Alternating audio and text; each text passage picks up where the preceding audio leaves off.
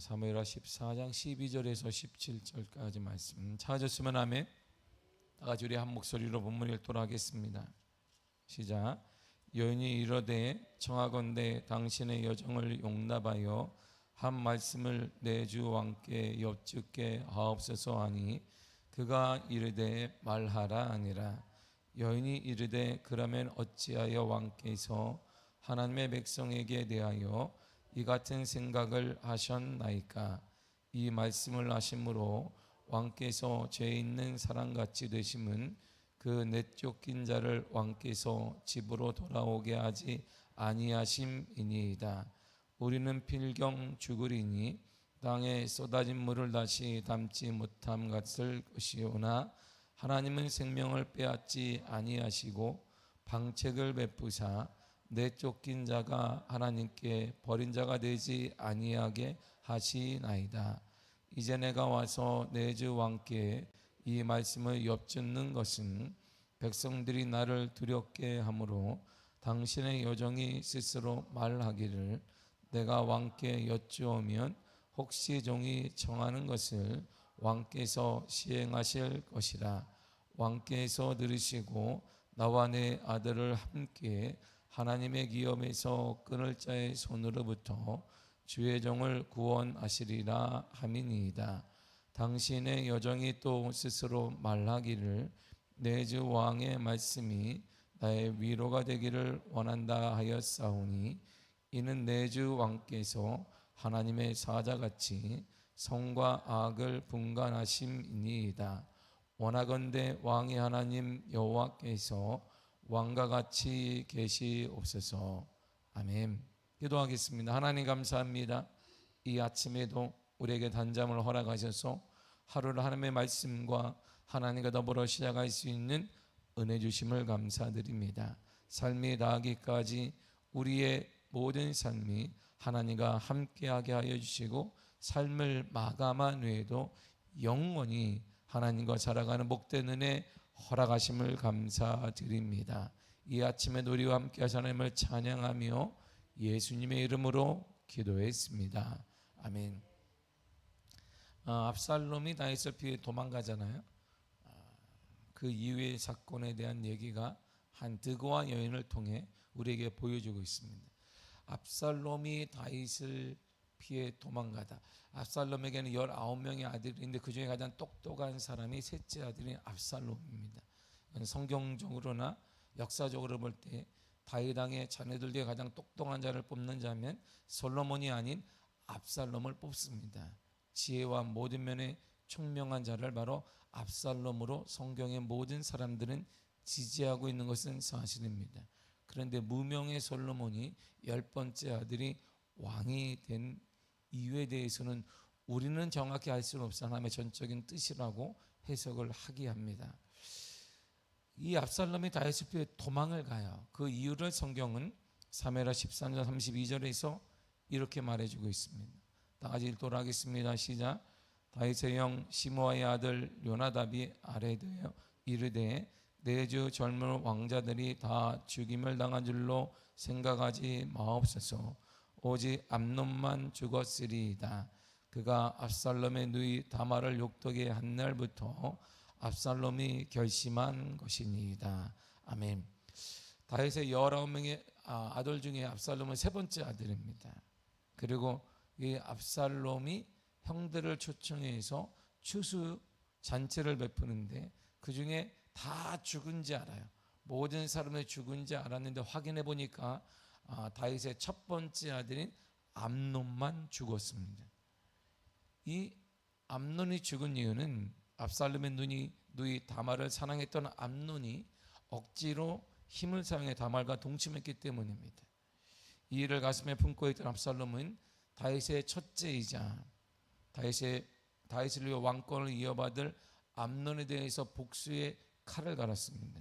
그러나 여의치 않아요. 왜냐하면 이런 상황 가운데 가장 지지했던 다윗이 지지하거나 백성들이 지지하거나 전통으로 볼 때에도 암논은 다윗을 이어서 이스라엘의 3대 왕이 될 것이 확실하기 때문에 자신의 암만 개인적인 감정이 있더라도 암논을 건드리는 것은 이게 여의치 않게 됩니다.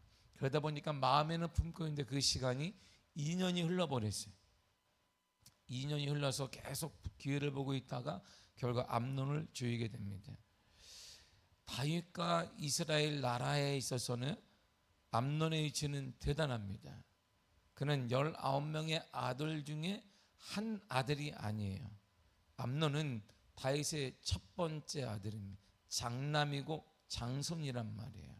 지금은 별 차이 없겠지만 이 우리의 시계를 500년 전에 우리가 조선으로 돌리게 되면 그 계통을 왕 이씨 왕과 조선을 누가 이었냐면 장남이 계속 이어가요.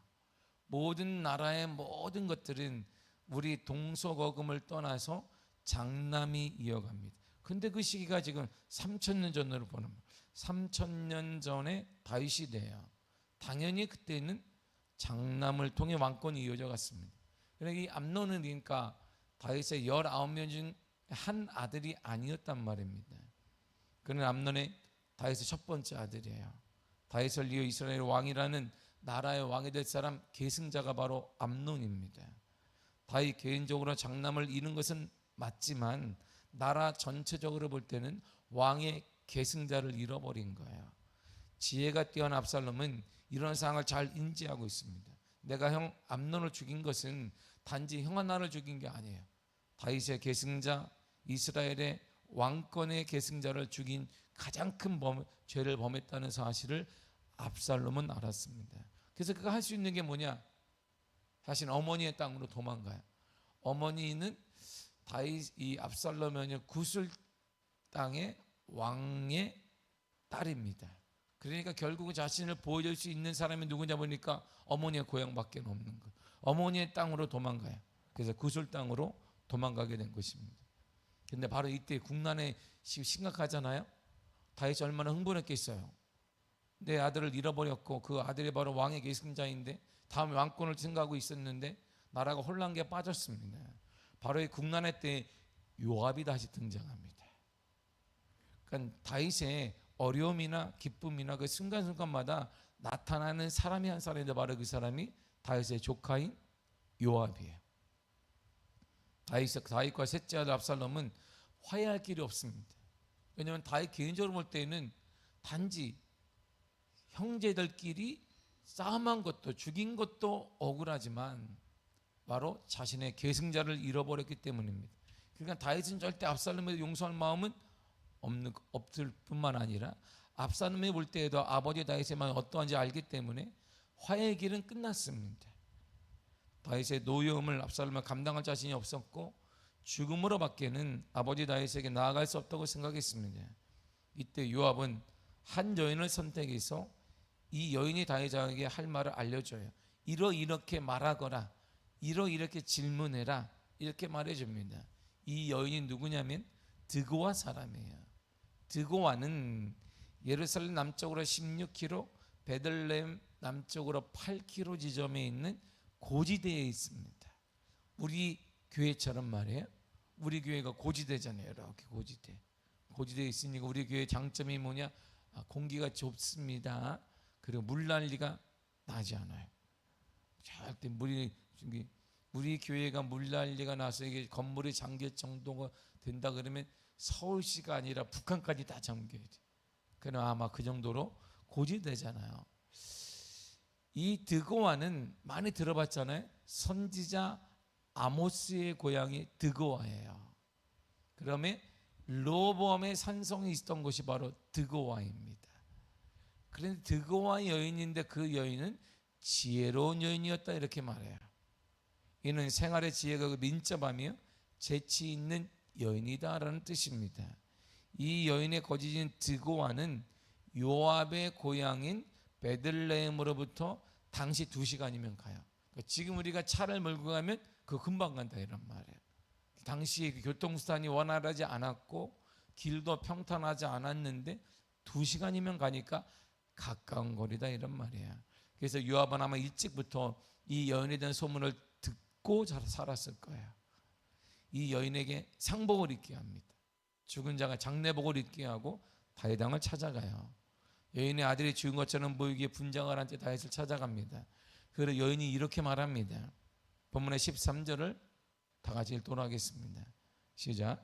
여인이 이르되 그러면 어찌하여 왕께서 하나님의 백성에게 대하여 이 같은 생각을 하셨나이까? 이 말씀을 하심으로 왕께서 죄 있는 사람같이 되심은 그 내쫓긴 자를 왕께서 집으로 돌아오게 하지 아니하심이니이다. 아멘. 이 요압이 똑똑한 사람인가? 우리는 용맹한 사람 맞습니다. 그러면서 요압이 똑똑한 조카라는 걸 알 수 있는 이유가 뭐냐면 다윗이 흥분할까 봐 압살롬이란 말을 절대 쓰지 않습니다. 보세요. 쫓긴 자, 쫓겨난 자 이렇게 말을 해요. 하나님의 백성, 보세요. 하나님의 백성에게 대하여, 그 하나님의 백성은 바로 이스라엘을 의미해요. 이 같은 생각을 하셨나이까? 이렇게 말합니다. 이 같은 생각은 외국에 도피한 자신의 엄마인 고향의 땅, 자신의 엄마의 고향인 구슬 땅에 도피한 압살롬을 용서하지 않은 그 일, 이렇게 말한 거예요. 하나님의 백성, 이스라엘 백성의 한 사람인 쫓겨난 그 사람을 용서하지 않은 그 일, 이렇게 느긋이 지긋하게 또 옆으로 눌러서 말을 하게 됩니다. 그런 분은 왜 이스라엘 백성들을 것을 압살롬을 용서하지 아니하였습니까? 이렇게 말하는 것인데 그걸 직선으로 말하지 않고 삥 돌아서 얘기를 합니다. 그걸 보면 요압이 똑똑하구나를 알 수 있어요. 요압은 똑똑하기도 하고 용맹하게, 군대 장관이니까 용감하기도 하고 다 갖췄어요. 그래서 왕위를 계승할 때 솔로몬에게 요압을 죽이라고 명령한 이유가 있단 말입니다. 이 많은 이스라엘 백성들은 압살롬은 다윗 왕의 후계자로 인정하고 있다는 거예요. 왜냐? 그만큼 압살롬이 똑똑했다는 거예요. 암논은 다윗이 생각하고 있었지만 이스라엘 전체적으로 볼 때 똑똑한 사람 누구 뽑았다? 압살롬이라는 거예요. 압살롬 어린 때부터 똑똑했어요. 왕의 계승자로 이스라엘 백성들은 암논이 아니라 압살롬이면 좋겠다 생각을 하고 있었습니다. 그래서 비록 압살롬이 도망가긴 했지만 그걸 다윗 왕의 용서라고 그가 돌아오기만을 이스라엘 백성들이 기다리고 있는데 왜 유독 왕께서만 압살롬의 죄를 용서하지 않고 있습니까? 이렇게 말하는 거예요. 그리고 나서 진정한 용기가 무엇인지를 이 뜨거와 여인이 다윗에게 이렇게 말합니다. 본문의 14절입니다. 시작. 우리는 필경 죽으리니 땅에 쏟아진 물을 다시 담지 못함 같을 것이오나 하나님은 생명을 빼앗지 아니하시고 방책을 베푸사 내쫓긴 자가 하나님께 버린 자가 되지 아니하게 하시나이다. 아멘. 우리는 언젠가 다 죽습니다. 죽음이란 누구도 피할 수 없는 필연적인 것입니다. 죽음은 다시는 돌이킬 수 없는 사건입니다. 이것이 보편적인 진리입니다. 그러므로 압살롬도 반드시 죽을 것입니다. 그리고 그가 죽으면 다시 돌아오지 못할 것입니다. 그러므로 죽기 전에 압살롬을 용서하는 것이 하나님의 뜻일 것입니다. 이렇게 드고와 여인이 말한 거예요. 하나님의 마음은 이렇습니다. 하나님의 인간이 죽을 수밖에 없는 죄인이나 하나님의 그러한 죄를 용서하시고 사랑하십니다. 어쩌면 이런 말은 다윗의 죽을 죄를 생각하게 만들어요. 우리야 밧세바니까 그도 죄를 범했습니다. 이 사건을 생각나게만 하나님이 이렇게 용서하시는 하나님이신데 당신은 왜 용서하지 않습니까? 당신은 다 압살롬을 용서하지 않습니까? 당신 이런 살인죄를 범하고 가정을 파탄냈으나 하나님은 다윗을 용서하셨습니다. 이처럼 하나님은 무한하신 자비에 용서를 하시는 분인데 그러므로 다윗 왕도 압살롬을 용서해야 한다는 거예요. 이것이 진정한 용기가 뭐냐? 용서하는 것입니다. 진정한 용기는 힘을 다하고 힘을 발휘하고 나를 따르라는 것이 아니라 용서하는 것입니다. 다윗 왕이 드고와 여인의 말을 듣고 이렇게 묻습니다. 요압이 너에게 시켰느냐? 다윗 왕이 센스가 있단 말이에요. 딱 보니까 이 여인이 그럴 정도 할 말은 아닌데 그래서 지속적으로 물어요. 요압이 너에게 시켰더냐? 예, 여인이 이렇게 말합니다. 본문의 20절입니다. 시작. 이는 왕의 종 요압이 이 일의 형편을 바꾸려 하여 이렇게 함이니이다. 내 주 왕의 지혜는 하나님의 사자의 지혜와 같아서 땅에 있는 일을 다 아시나이다 아니라. 아멘. 맞습니다 이런 말이잖아요. 맞습니다. 지금 형편을 요압은 바꾸려고 하고 있습니다. 압살롬이 구슬 땅으로 도망쳐 그곳에 있은 지 3년이에요. 그러니까 지금 압살롬의 누이 다말이 암논에 의해서 겁탈을 당한 지 5년이 흘렀습니다. 2년 동안 칼을 갈았고 이 사건 때문에 도망갔어요. 근데 3년간, 대단하죠. 3년간 다윗은 아예 끊어버렸어요. 그냥 우리로 말하면 호적에서 파버렸단 말이에요. 이스라엘 백성들이 간절히 바랬어요. 후계자가 누가 되지? 후계자가 누구야? 둘째 아들은 시름시름 앓다가 죽어요.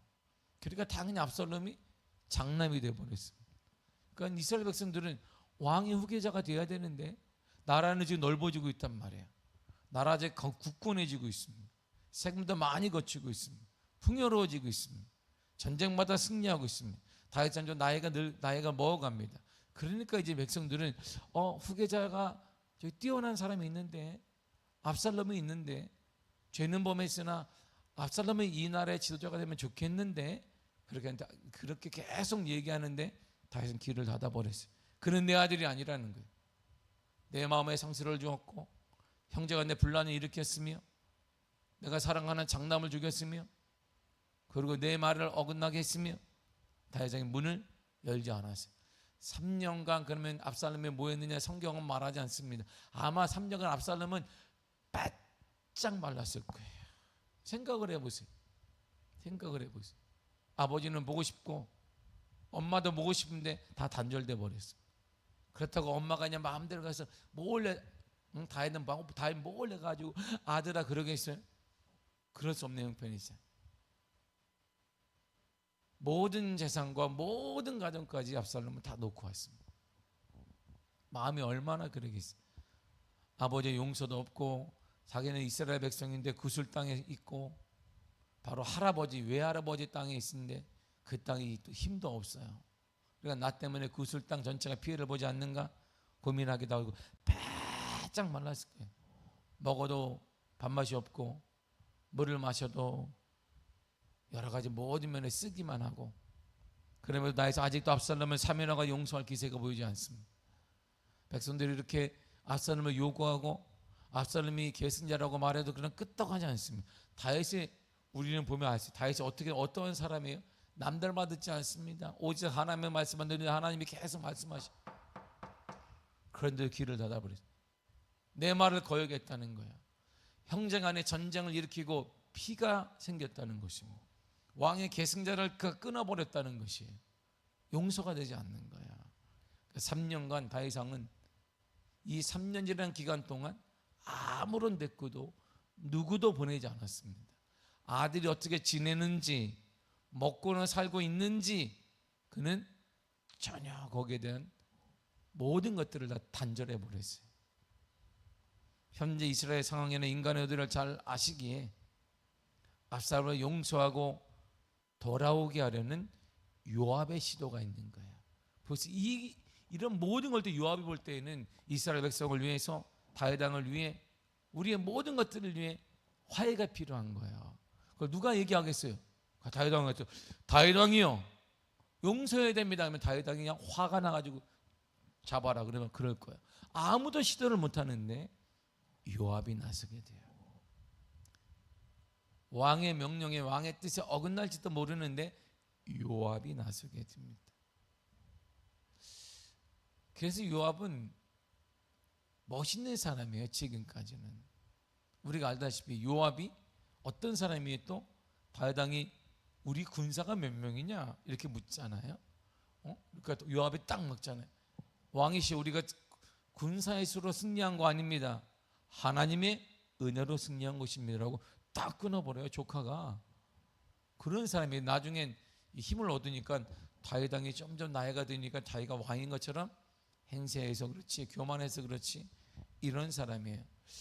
내 주위에 요압과 같은 사람이 있다면 그는 복된 사람이에요. 여러분 주위에 보세요. 정말 내가 바른 길을 가지 않을 때 그거는 하나님의 뜻이 아닐 거야, 그 잘못된 거야라고 말할 수 있는 충고자가 있다는 건 복받은 사람입니다.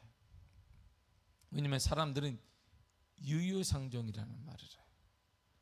끼리끼리 노는 거예요.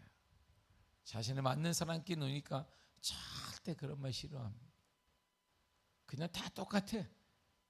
어느 순간 내 주위에는 나 같은 사람만 있어요. 그게 가장 비극적인 사람이에요. 여러분 주위에 그런 신선한 사람이 있기를 원한다면 방법이 하나 있습니다. 여러분이 먼저 그런 신선한 사람이 되시기를 바랍니다. 이게 방법이에요. 여러분의 자녀들 가운데 이런 신선한 사람이 주위에 있기를 원한다면 여러분이 먼저 신선한 사람이 되어야 합니다. 그랬으면 좋겠는데, 내 가정이 그랬으면 좋겠는데, 내 자녀가 그런 사람이 됐으면 좋겠는데 참만 생기지 않습니다. 성경은 누누이 반복하는 말이 있습니다. 심은 대로 거두고 행한 대로 받는 것입니다. 여러분 주위에, 여러분의 자녀들 주위에 신실한 믿음의 사람이 있기를 원한다면 먼저 내가 신실한 사람이 되는 것입니다. 여러분의 주위에 신실한 헌신자들이 있기를 원한다고, 나같이 정말 서로 위하는 사람이 있기를 원한다면 여러분이 먼저 헌신하며 여러분이 먼저 신실한 사람이 되면 되는 것입니다. 나이가 들수록 늘상 하는 얘기가 있어요. 친구가 많은 사람 주위에, 노년에 친구가 많은 사람이 가장 복받은 사람이라고 합니다. 친구는 어떻게 사귀는데 베풀면 돼, 베풀면 계속 베풀면 되는 것입니다. 나누면 되는 것입니다. 사랑하는 성도는 지금 우리가 할 수 있는 일을 해야 합니다. 내가 할 수 있는 일은 용서하고 배려하고 나누고 길을 열어주는 것, 내가 할 수 있습니다. 나머지는 하나님이 하실 것입니다. 내가 할 수 있는 일도 하지 않은 채 하나님의 개입이나 일하심을 기대하는 것은 심은 대로 거두고 행한 대로 받는 선교적 원리에 맞지 않습니다. 우리가 할 일은 해야 합니다. 여러분, 용서하시기를 바랍니다. 나누시기를 바랍니다. 배려하시기를 바랍니다. 헌신하시기를 바랍니다. 그러면 나머지 그 일은 하나님이 하십니다. 우리 가정을 책임지시며 우리 자녀를 책임지시며 내 삶을 책임지시며 나를 강건케 하시며 모든 것을 우리 하나님이 하시는 것입니다. 내가 할 일을 먼저 하고 우리가 할 일을 먼저 한 후에 하나님의 선한 뜻을 기대하시기를 바랍니다. 심은 대로 거두고 행한 대로 받는 하나님의 원리의 성경적 원리는 절대 변함이 없습니다. 삶이 다하기까 주님 오시는 그날까지 변화가 없을 것입니다. 이런 원리를 우리 마음판에 새기고 우리가 할 수 있는 그 일, 다윗이 할 수 있는 그 일을 요압은 원했던 것입니다. 이러한 난국을 헤쳐나가는 그 길은 왕이 할 일을 해야 된다는 것입니다. 용서해야 되는 거야. 마음을 열고 수용하는 것이고, 나머지 왕권을 탄탄하게 만들고 나라를 이루게 만들고 복되게 만드는 것은 하나님이 하시는 것입니다. 내가 하지도 않은 채 하나님의 선한 뜻 우리 가정에, 우리 가문에, 우리 자녀들에게 절대 임하는 법은 없습니다. 사랑하는 성도 여러분, 우리가 할 수 있는 그 일, 여러분이 할 수 있는 그 일 오늘 하시기를 바랍니다. 용서하시고 기도하시고 나누고 베풀고 그 일을 하시기를 바랍니다. 그러면 하나님은 우리의 하나님의 일을 우리 가정을 통해, 우리 자녀를 통해, 우리 교회를 통해 하실 것입니다. 그런 은혜가 여러분의 삶에 넘쳐나게 되어 간절히 축복합니다. 할렐루야. 기도하겠습니다. 주님 감사합니다.